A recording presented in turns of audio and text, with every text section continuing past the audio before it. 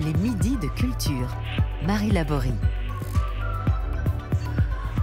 Nous, on pensait que c'était fini, qu'on ne reverrait plus Riyad, Yahya et Fadi, parce que l'Arabe du futur avait vu son dernier tome paraître en 2022, vendu à plus de 3,5 millions d'exemplaires, traduit en 23 langues, couverte de prix. La série avait déboulé dans nos vies de lectrices il y a 10 ans tout juste. Au début, on avait trouvé ça drôle, étonnant, cette histoire d'une famille tiraillée entre la Syrie du père, la Bretagne de la mère. Et puis très vite, c'était devenu un peu plus complexe, plus ambigu, plus douloureux aussi par endroits.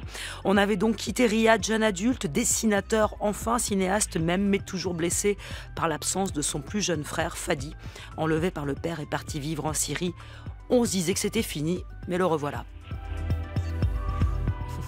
Bonjour Riyad Sattouf. Bonjour. Quand on a partagé comme ça sa vie, sa propre vie pendant près de 10 ans avec des lecteurs, on fait partie de leur vie à eux aussi, aux lecteurs. Comment vous vivez-vous cette intimité-là ? C'est une très bonne question et je crois que en fait c'est peut-être une sorte de soulagement parce qu'en fait cette intimité et l'histoire de cette famille, on n'a jamais réussi, enfin j'ai jamais réussi à la partager avec quiconque dans la vraie vie. Je sais que je suis dans une famille de gens qui croient tous au paranormal. Alors il y en a qui sont religieux, il y en a qui croient aux fantômes, etc. Et moi-même j'ai été fasciné par le spiritisme, etc. Sans jamais avoir assisté de ma vie à quelque chose de surnaturel. Mais le succès de l'Arabe du futur, pour moi, c'est le seul événement paranormal de ma vie, dans le sens où, vu de mon point de vue, mais c'est très difficile à expliquer. Vous savez, j'ai des copains qui ont déjà vu des ovnis et ils essaient de m'expliquer qu'ils en ont vu. Moi, je les regarde en disant, mais non, t'étais bourré et tout, c'est pas possible. Et lui, il a vu cette chose-là de ses yeux. Et ben moi, avec l'Arabe du futur, c'est un petit peu ça. Je n'en reviens pas que cette histoire familiale qui n'a strictement intéressé personne, mais à la fois les autorités judiciaires, à la fois les gens de la famille, les autres gens de la famille. Aujourd'hui, j'ai des centaines de milliers de lectrices et de lecteurs qui connaissent mieux les personnages de ma famille que moi et qui sont touchés par cette histoire-là. C'est très étrange. Alors, vous revenez donc avec le début d'une nouvelle série qui s'inscrit aussi dans l'Arabe du futur. Moi, Fadi, le frère volé. Et donc, vous revenez, je l'ai expliqué rapidement, sur le rapt de votre petit frère par votre père. Un frère qui est donc parti en Syrie, que vous n'avez pas revu pendant 20 ans. Vous me répondez pas, mais il est où Fadi en ce moment dans votre vie ? Qu'est-ce qu'il fait ? Actuellement, Fadi, il est dans ce premier tome de moi, Fadi. C'est vrai que alors, ce sont les retrouvailles avec ce frère qui ont déclenché l'écriture de l'Arabe du futur dans son ensemble, disons, voilà. Ça a été vraiment ce moment où je l'ai retrouvé en 2011 et 2012, où je l'avais pas vu pendant 20 ans et on n'avait aucune nouvelle. Moi, j'avais grandi avec ce frère absent sur lequel j'avais projeté plein de choses, toutes mes peurs, tous mes désirs, mon amour, non assumé, parce que quand on est un grand frère, enfin bon, moi en tout cas je vais pas parler en généralité, mais j'étais insupporté par mes petits frères. Je comprenais pas pourquoi ils existaient, j'étais un peu méchant avec eux, je les embêtais, je voulais pas jouer avec eux, je voulais pas qu'ils jouent avec mes jouets, etc. Et du jour au lendemain, il y a un frère qui disparaît, on garde en mémoire toute la culpabilité qu'on a d'avoir été méchant avec lui, et c'est comme une rupture qui vous suit toute la vie. Après, je voulais savoir s'il se rappelait de moi, et donc en effet, il m'a raconté toutes ces histoires-là quand on s'est retrouvés, et ça a rallumé dans ma tête tous les souvenirs de ma propre enfance en Syrie et au Moyen-Orient avec mon père qui était un arabe d'extrême droite avec des côtés attachants et en même temps complètement fasciné par Saddam Hussein, Pinochet, Kadhafi, un personnage complètement excessif, quoi. Et j'ai eu envie tout de suite d'en faire des bandes dessinées, mais j'étais obligé de raconter d'abord ma propre histoire avant. Donc c'était la rencontre avec Fadi, le retour de Fadi dans votre vie qui a permis l'écriture des premiers Arabes du futur, en fait. Oui, parce que ces retrouvailles, c'était une forme de fin. Alors, de fin potentielle à l'histoire, parce que c'est Fadi en Syrie qui a cristallisé, voilà, c'est comme une sorte d'explosion atomique familiale qui vitrifie, qui reste radioactive pendant des années, et on vit avec cette absence, avec ce truc non réglé. C'est comme une plaie qui est pas cicatrisée. Et le fait de le retrouver a été la fin de quelque chose. Et en même temps, ce livre de Fadi, j'ai eu envie de le faire avant toute chose. Je voulais d'abord raconter son histoire. J'avais envie de raconter ce qu'il avait vécu, mais je sentais bien qu'inconsciemment, il fallait que je raconte l'histoire quand même depuis le début, même si je crois qu'on peut entrer dans l'Arabe du futur, entre guillemets, par la porte de Moaffadi sans avoir lu les autres. Mais je voulais que les 6 autres volumes soient présents un petit peu comme des vaisseaux spatiaux en orbite autour d'un trou noir dans lequel on peut se réfugier au besoin. Oui, j'adore les métaphores de science-fiction et de, de fantastique. Mais voilà. Alors, vous avez choisi de raconter l'histoire de votre frère basée sur la rencontre et ensuite des discussions que vous avez eues ensemble, hein, tous les deux. Et vous parlez à la première personne. Hein, ça, c'est particulier, puisque dans le premier Arabe du futur qui a été écrit après avoir revu Fadi, vous parlez de vous, donc à la première personne. Et là aussi, vous choisissez la première personne. Pourquoi vous avez fait ça? Mais alors c'est drôle parce que si je commence à trop réfléchir, en fait, j'ai une part de moi que je ne connais pas, qui est inconsciente, et donc je n'en suis pas responsable, qui je crois est vraiment beaucoup plus intelligente que moi conscient. C'est-à-dire moi Ça va être, il conscient. faut que j'interviewe l'autre, en fait. C'est ça que vous voulez dire? Et en fait, tout ça pour dire que je me suis pas rendu compte tout de suite que je crois que je préparais le fait de raconter le point de vue de mon petit frère avec d'autres livres que j'ai fait avant, notamment Les Cahiers d'Esther, par exemple, où Ouais. je racontais l'histoire d'une vraie jeune fille à Paris. Là aussi, j'utilisais le jeu, son jeu à elle. Et quand j'ai fait Le Jeune Acteur, Mhm. qui est cette histoire sur ma rencontre avec l'acteur Vincent Lacoste, où dans ce livre, il y avait les 2 points de vue. Il y avait à la fois mon point de vue sur sa carrière et sa vie, et son point de vue à lui sur moi. Et finalement, je me rends compte que quand j'ai fait Fadi, je m'étais déjà préparé inconsciemment à prendre sa place et à me mettre à sa place pour montrer l'histoire sous son point de vue de petit enfant enlevé. Et je ne l'ai pas fait consciemment. Il Voilà. pourrait y avoir finalement, même pour vous, hein, une confusion entre ses souvenirs, vos souvenirs. Oui, mais c'est vrai qu'aussi, quelque part, je partage beaucoup de choses avec lui, que je pouvais partager avec personne d'autre. C'est-à-dire, moi, j'étais le seul membre de ma famille à être allé dans cette petite école de village à Termalé, où il y avait un système éducatif très rude, où on tapait les enfants, etc. Quand j'en parlais aux gens, j'ai essayé tellement de fois d'émouvoir mes petites amies en leur disant, successives, en leur disant que j'étais un enfant. Personne n'était touché par ça. Je pouvais partager ça avec personne, sauf avec Fadi, qui lui avait vécu la même chose, et c'était voilà, je pouvais voir ça avec lui. Donc quelque part, je suis lui et il est moi quelque part. Voilà. Et quand vous, justement, vous parliez de ça, quand vous êtes replongé dans le village, vous avez redessiné ce village que vous aviez dessiné dans les 6 premiers tomes de l'Arabe du futur, qu'est-ce que vous avez ressenti, puisqu'il y a quand même quelques années qui se sont passées entre les premières fois où vous l'avez dessiné, maintenant vous le redessinez, vu à nouveau par un petit enfant. Voilà. Est-ce que vous avez senti que vous vous êtes déplacé en tant que personne, en tant qu'auteur? Oui, et c'est vrai que Fadi n'avait pas forcément les mêmes points de vue ou les mêmes façons de voir les choses effrayantes que moi je pouvais avoir, ou les choses intéressantes ou marrantes. C'est vrai que dans l'Arabe du futur, il y a cette idée aussi de raconter, entre guillemets, un peu l'évolution de la société, l'évolution Mhm. de la France et l'évolution de la Syrie aussi. Et je crois que dans les histoires que Fadi m'a racontées sur la vie à Homs et en Syrie à Termalé, l'histoire qui m'a le plus marqué, c'est qu'il y avait un tout petit magasin de jeux vidéo à Homs. Et ça, pour moi, c'était quelque chose d'hallucinant d'apprendre ça, parce que ça ne correspondait en rien à l'expérience que j'avais eue, moi, de Homs, qui était une ville d'inspiration un peu soviétique, telle que je l'avais connue, avec des pénuries, avec des magasins vides qui ne vendaient quasiment rien. Voilà, la Syrie que j'avais connue, moi, était une sorte de pays de l'Est, quelque part. Voilà, c'était...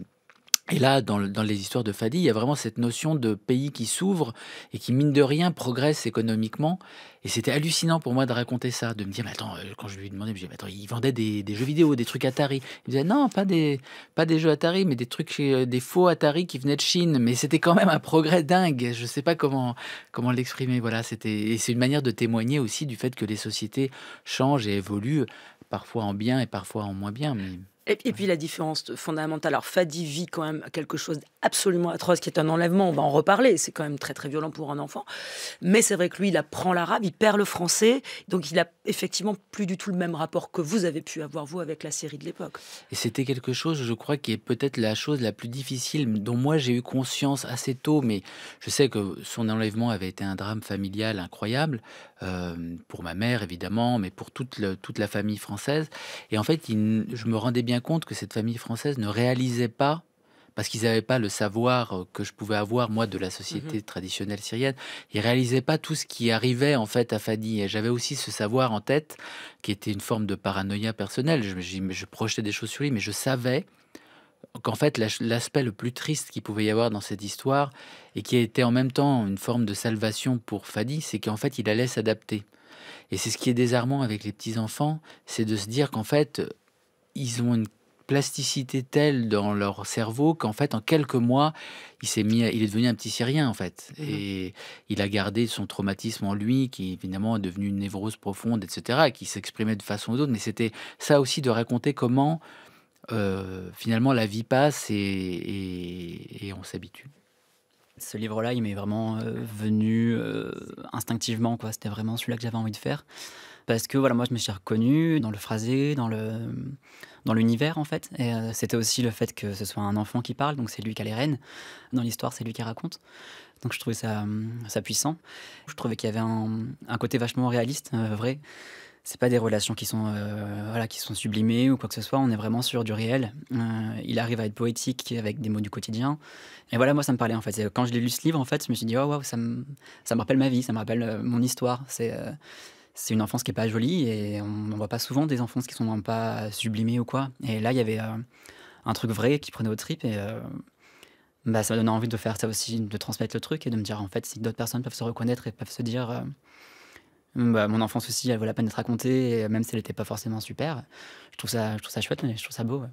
Voilà, c'était l'auteur et dessinateur Sylvain Bordezoul. Il était sur France Culture en 2023. Il parle donc du fait de montrer une enfance qui n'est pas fantasmée, qui n'est pas enjolivée, qui n'est pas mythique comme ça. C'est exactement ce que vous faites. Vous allez montrer les souvenirs tels qu'ils existent sans les enjoliver du tout. Oui, c'est vrai que mine de rien, les histoires d'enfance sont assez rarement pour enfants, disons. Sauf qu'en fait, c'est faux parce que quand un petit enfant lit des histoires réalistes sur l'enfance, ou qui montrent l'enfance crue, l'enfance nue, ils comprennent tout de suite, en fait. Je pense qu'il y a un film comme ça qui est hallucinant et que j'aime bien rapprocher, en fait, entre guillemets, de l'univers de l'Arabe du futur, qui est Où est la maison de mon ami, de Abbas Kiarostami, où il raconte l'histoire toute simple d'un petit garçon qui est à l'école et qui, à un moment, prend le cahier de son copain et qui rentre chez lui, ils confondent leur cahier. Et en fait, le maître est tellement méchant dans cette histoire, le maître d'école, qu'il dit que celui qui n'aura pas le bon cahier le lendemain, il se fait renvoyer. Et donc, il passe son temps à rechercher où est la maison de son copain dans les villages d'à côté. Et donc, il traîne dans la montagne, il va chercher, il croise des adultes, etc. Il y a une description de l'enfance qui est très aussi effrayante et dure et en même temps mignonne quelque part. Et c'est vrai qu'on refuse parfois de montrer ça. Je crois que peut-être on met pas forcément ça en avant parce que ça renvoie aussi l'image de la façon dont les adultes se comportent avec les enfants. Oui, c'est ça. Moi, je trouve très intéressant. C'est ce que vous montrez dans ce tome-là, mais dans les précédents aussi. C'est comment l'enfant est soumis à l'arbitraire des adultes, mais partout, que ce soit en Syrie ou que ce soit en Bretagne. C'est exactement ça. Et que l'enfant alors s'adapte ou, comme vous le disiez, ou survit, en fait. Mais on voudrait, c'est vrai qu'on aimerait que l'enfance soit un moment, comment dire, enfin j'ai parfois l'impression qu'on voudrait que ce soit quelque chose de pas si important et qu'à un moment, hop, on devient des adultes.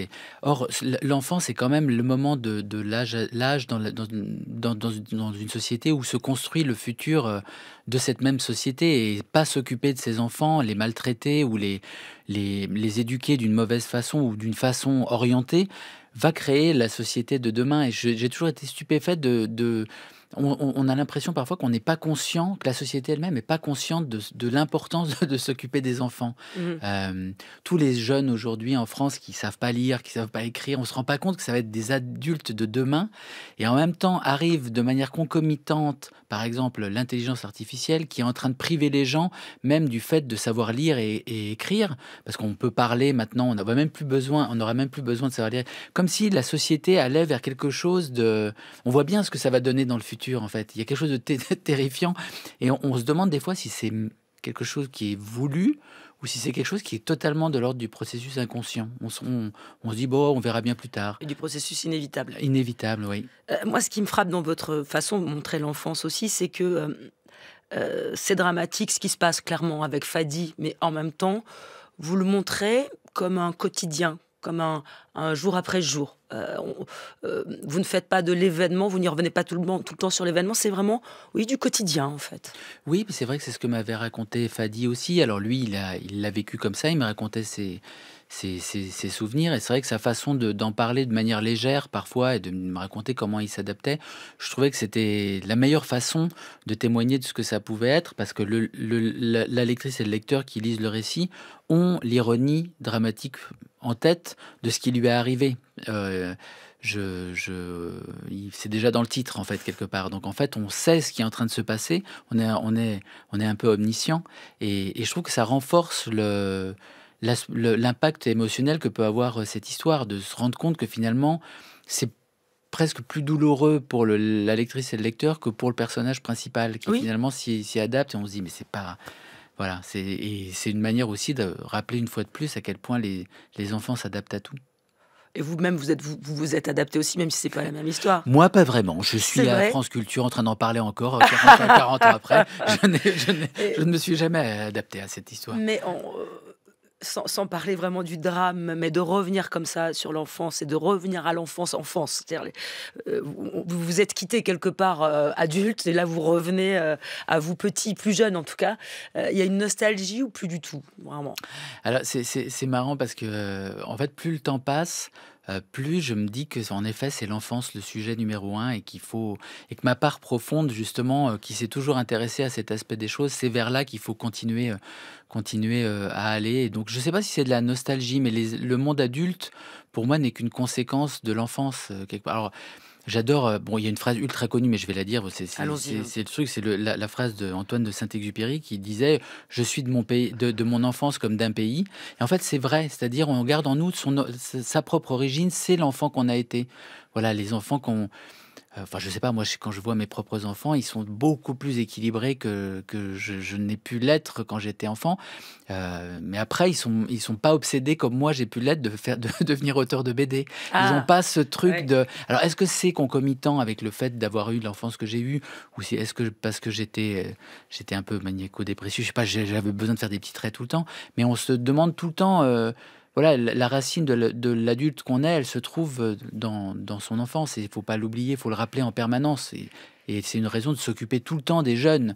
Dès qu'il y a un problème avec les jeunes, il faut que toute la société se mette sur ce sujet-là, parce que c'est le futur, quoi. Et alors, vous parlez de l'enfance, mais est-ce que vous pensez souvent à l'enfance de vos parents, puisque vos parents sont très présents dans ce que vous faites? Oui, tout à fait. Tout à fait. Et c'est drôle parce que... Enfin, c'est drôle. L'arabe du futur, c'est une sorte de... J'ai planté cette espèce de graine en essayant de la regarder pousser, et ça fait un voilà, il y a des embranchements il y a une jeunesse au Moyen-Orient, l'histoire de Mouafadi, et j'ai commencé une autre bande dessinée sur l'arabe du futur, qui sont les histoires de ma mère, et qui vont être publiées tous les mois dans le magazine Notre Temps, qui était le magazine préféré de ma mamie, et qui raconte l'enfance de ma mère dans les 30 Glorieuses, juste après la Seconde Guerre mondiale, au quotidien, comme ça, exactement, à travers les souvenirs qu'elle a. Et c'est vrai que c'est encore une fois une autre enfance, et c'est marrant, c'est toujours marrant d'explorer la façon qu'a la société de traiter sa jeunesse à chaque époque, quoi. Ça vous permet à vous de mieux comprendre. Enfin, on ne va pas rentrer dans une psychanalyse, mais est-ce que ça aide quelque chose? Est-ce que ça... L'archéologie familiale, c'est passionnant. Et alors moi, je sais que je suis pas d'une nature ultra courageuse. Voilà, sinon je serais pas auteur de BD, je serais au GIGN. Ou je sais pas. Voilà, je suis auteur de BD. Je vis toute la journée dans une petite pièce en dessinant.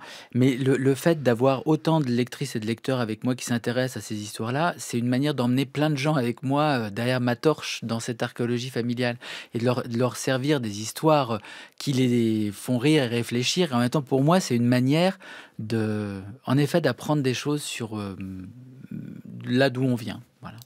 Il me semble que dans les livres, malgré tout, ce qui pousse à écrire des livres, c'est à la fois de comprendre un peu mieux ce qui est soi et de comprendre un peu mieux ce qui n'est pas soi. Alors, moi, j'ai un peu tendance à écrire des livres qui parlent de moi, mais j'espère, en parlant de moi, essayer de parler des autres et aux autres aussi. J'espère, ça c'est peut-être un vœu pieux, peut-être que je dirais, on m'a quelquefois, voire souvent, accusé de nombrilisme ou de narcissisme, et voilà, je peux difficilement me dérober à ces reproches, mais je pense tout de même que parler de soi avec honnêteté permet de parler aux autres, est un bon chemin pour parler aux autres. Je me souviens, il y a une phrase comme ça qui est très belle de Lévinas qui disait « Le meilleur chemin pour aller vers soi passe par les autres ». Et cette phrase est très belle et très juste, mais elle est totalement réversible. On peut dire tout aussi bien que le meilleur chemin pour aller vers les autres passe par soi, qu'on a besoin de passer par soi, ou en tout cas qu'une certaine catégorie de gens ont besoin de passer par eux-mêmes pour accéder à un rapport à autrui. Voilà, c'était l'auteur romancier Emmanuel Carrère, c'était sur France Inter. Riyad Sattouf, vous, dans votre carrière, vous avez ce mouvement de balancier, à la fois parler de vous, de votre histoire, puis aussi de celle des autres, en détail aussi, à nouveau. Est-ce que le fait de parler comme ça, très souvent quand même, de choses très inspirées de la réalité, ça vous oblige à l'honnêteté, toujours? En tant que lecteur ou spectateur, et pour le coup dessinateur, enfin auteur moi-même, j'ai une forme de déformation professionnelle qui est que je vois tout de suite enfin j'ai la sensation de voir tout de suite quand quelque chose est faux dans les œuvres des autres. Alors est-ce que c'est un mauvais... Voilà, je pense que tous les écrivains sont un petit peu comme ça. On regarde toujours ce que font les autres et les œuvres qui sont souvent les plus fortes, selon moi, sont celles où je ressens le moins cette fausseté. Alors, ça passe par une sorte peut-être de sincérité pour raconter les choses telles qu'elles sont et qui, comme le dit Emmanuel Carrère, mais il a raison, c'est quand on est déjà sincère sur soi-même, en fait, et qu'on est capable de se parler de soi-même de manière crue et nue et sans faux semblant, etc. Il y a déjà un point de vue dans l'œuvre qui est plus libre. Enfin, je ne sais pas comment l'exprimer autrement, mais par exemple, il y a des auteurs ou des autrices qui font des livres dont on sent l'idéologie immédiatement. Alors, ça parle à des gens qui ont sans doute la même idéologie, mais moi, je me dis, dans la vie, c'est pas comme ça. Enfin, l'être humain a une part d'ombre, forcément. Même organiquement, on a une part... qu'on veut pas voir, on a une part animale, ne serait-ce que par le fait qu'on a des besoins, je sais pas, qui sont il y a une part sombre dans l'être humain qu'il faut traiter si on veut dire les choses dans son ensemble et honnêtement. Voilà, et c'est pour ça d'ailleurs que le personnage de mon père me plaît tellement. Parce que c'était à la fois un père qui avait des bons côtés et à la fois quelqu'un qui était extrêmement brutal et violent. Et l'être humain peut être comme ça, quoi. Voilà. D'ailleurs, c'est intéressant, votre père, puisque on le voit beaucoup dans la plupart de vos livres, parler en français avec un accent arabe très prononcé, qui lui donne un petit côté comme ça... très populaire, on a un peu pitié pour lui. Et là, on le voit en Syrie. Il parle arabe, donc on le voit en français, mais là, il parle parfaitement bien. On n'a plus du tout le même regard sur lui. Non, non, bien sûr, et c'est vrai que c'est l'occasion d'illustrer ça et de comment le regard sur les gens peuvent changer d'une société à l'autre et qu'on ne sait jamais exactement comment sont vraiment les personnes. Alors là, c'est à travers la langue, mais c'est vrai que mon père, il avait des côtés très touchants. En fait, on sentait bien quand on le voyait qu'il avait eu une enfance malheureuse, etc. Et en même temps, il était d'une dureté extrême. Sa grande idole était Saddam Hussein. Qui avait eu une enfance comme ça ultra dure. L'enfance de Saddam Hussein, c'était un enfant martyrisé par les enfants de son village parce qu'il n'avait pas de père. C'était vraiment une raison incroyable pour être martyrisé, mais il lui tapait dessus parce que son père était mort. Et donc, quand on lit l'enfance de Saddam Hussein, c'est déprimant et ça devient un criminel hallucinant plus tard. Et il y a une part humaine, ça raconte quelque chose, il faut accepter de la voir, enfin d'essayer de l'interpréter. Alors quand vous parlez comme ça d'histoire réelle, où est-ce que vous arrivez à insérer de la fiction quand même ? Eh bien, dans le fait d'essayer d'être un peu rigolo. Alors après tout ce qu'on dit, rigolo un peu maintenant. Rigolo un petit peu, parce que tout ça pour dire, moi j'adore l'humour. Alors j'avoue que j'essaie toujours d'être un peu rigolo. Alors il y a des gens qui trouvent quand même que mes histoires parfois sont tristes, mais j'essaie quand même de faire des têtes marrantes et des trucs comme ça, et des petits gags. Alors voilà, j'ai toujours aimé les récits qui ont beaucoup d'humour, et peut-être que c'est là que je glisse de la fiction, ne serait-ce que pour le rendre lisible et disons... assimilable par la lectrice et le lecteur, quoi. C'est un vrai, je trouve que c'est ma forme à moi de politesse, d'être un peu rigolo, enfin d'essayer d'être rigolo, qu'on se dise j'ai quand même rigolé, mais l'histoire est dure, mais je me suis marré à ce moment-là. Vous marrez en l'écrivant ou pas du tout? Moi, je me marre en l'écrivant en me disant souvent, oh là là là là, ils se rendent pas compte de ce qu'il va y avoir. Oh là là, vous pensez à nous. je pense un peu à mes lecteurs, à mes lectrices. Je me dis oh là là, ils s'attendent pas à ce truc-là, ils pensent pas que ça va être comme ça, ils croient pas ça. Enfin, voilà, c'est plutôt à ça qui la surprise, voilà. Pour revenir à ce que disait Emmanuel Carrère sur le fait d'entrer en contact avec les les autres à travers l'écriture. Vous, est-ce qu'à travers la bande dessinée, le cinéma, que vous avez commencé aussi assez jeune, c'était aussi une façon comme ça d'entrer en rapport avec les autres? Oui, certainement, certainement. Je me suis créé mais alors après, pour moi, en ce qui me concerne, le contact avec le public est quand même arrivé de manière assez lente, mine de rien, parce que ça fait quand même 20 ans que je fais de la BD. Et pendant 15 ans, j'ai eu un succès assez restreint. Quand j'allais dans les librairies, j'avais pas vraiment de personnes qui venaient me voir. Mais j'étais quand même content parce que c'est ma passion. Et voilà, si demain j'ai plus de succès, ça changera rien. Je continuerai à faire des livres et j'adore ça. Mais c'est vrai que c'est très drôle parce que j'ai personnellement eu toujours beaucoup de mal à socialiser. Je suis très mauvais. J'ai jamais eu de groupe de potes, par exemple, ou de trucs comme ça. Bon, je suis auteur de BD, je me suis enfermé dans une petite pièce toute la journée. Et c'est très marrant de me dire que j'ai tellement toute ma vie eu du mal à me faire des amis. Je pense que j'ai une drôle de tête. En plus, j'ai des yeux en forme de demi-lune, donc on croit toujours que je suis un peu fourbe ou je sais pas quoi. Je suis un peu sur l'avant. Et j'arrive pas. Et ça me fait vraiment ultra rire quand je me retrouve en dédicace dans les librairies et qu'il y a des files de centaines de gens qui viennent me voir avec leurs livres en tremblant, en me disant qu'ils m'adorent. Ouais. Et alors que dans la vie, j'arrive pas, j'ai jamais vraiment réussi à obtenir ça d'un point de vue purement amical, quoi. C'est très... Il y a un truc, voilà, je lance une petite annonce s'il y a un psychiatre ou des amis, quelqu'un qui peut m'expliquer ce qui se passe. Avant de se quitter, je voudrais quand même avoir une petite information parce que vous en parlez et nous on veut savoir forcément. Donc je vais aussi poser la question. Alors ce film avec les inconnus, qu'est-ce que c'est? Je dis ça parce que vous en parlez dans votre livre des inconnus en plus. Oui, alors c'est vrai qu'en fait ce sont aussi eux qui en ont parlé. Voilà, je suis en train de leur d'écrire une comédie et je vais la réaliser avec les inconnus qui sont mes grandes idoles humoristiques. Alors, à la fois, ce que j'ai toujours adoré avec eux, c'est leur faculté de décrire crûment la société à travers des personnages assez puissants. On en parlait hors émission, vous me parliez que vous travailliez à Arte avant. Le rire sur Arte. Le rire sur Arte. Et voilà, mais je ne peux pas en dire plus pour l'instant. Le projet est en cours et voilà, et on espère qu'on va tourner cette année. Eh ben, écoutez, merci beaucoup, Riyad Sattouf. Je vous souhaite de tourner cette année. On sera au rendez-vous Midi de Culture. Vous reviendrez nous raconter tout ça. Les Midi de Culture, c'est fini pour aujourd'hui. Je rappelle, moi, Fadi, le frère volé, c'est au livre du futur. Et comme vous en parlez et qu'on en a parlé dans cette BD, nous, on va écouter, et je suis sûre que c'est une première sur France Culture, j'en suis ravie, on va écouter Les Inconnus. Rap tout. Tu vas bien? On se présente? Mais non, tu nous connais. On est là pour te pomper, t'imposer sans répit et sans repos, pour te sucer ton flouze, ton oseille, ton pognon, ton pèse, ton fric, ton blé. Tes économies, tes sous, ton salaire, tes bénéfices, tes bas de laine, tout ce qui traîne. Ce que t'as sué de ton front, on te le sucera jusqu'au fond. On est là partout, même quand tu joues, pauvre idiot, on est là partout. Le loto, c'est nous. Le bingo, c'est nous. Le tiercé, le quartier, le quintet, c'est encore nous. Le quintet plus. On te ressuce, faut que tu craches, faut que tu payes, faut que tu craches, faut que tu payes. Pas possible que t'en réchappes, nous sommes les frères qui rappent tout. T'as pensé à payer ta taxe foncière, taxe immobilière, taxe professionnelle, taxe sur le personnel, taxe d'apprentissage, taxe si t'es passage, taxe sur tout ce qui bouge, sur tes clopes et sur ton rouge, sur tes cachets d'aspirine, sur ta vodka et sur ton jean. Majoration relevée, vignettes et timbres fiscaux, carte grise et assurance auto.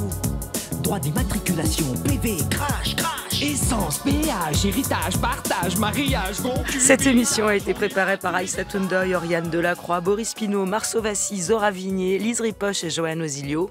Elle est réalisée par Laurence Malonda, avec à la technique aujourd'hui Raphaël Rousseau.